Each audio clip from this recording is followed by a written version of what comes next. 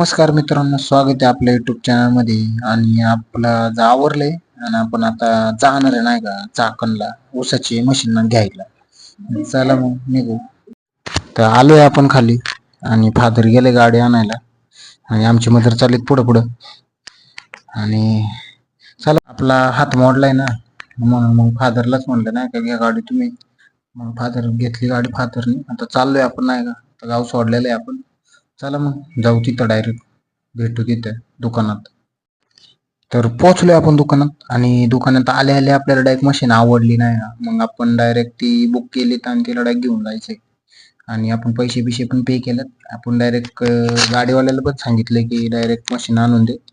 त्याचा नंबर घेतलाय आणि निघालोय आपण. आता जाऊ डायरेक्ट दुकानापाशी आणि दुकानाची साफसफाई करू.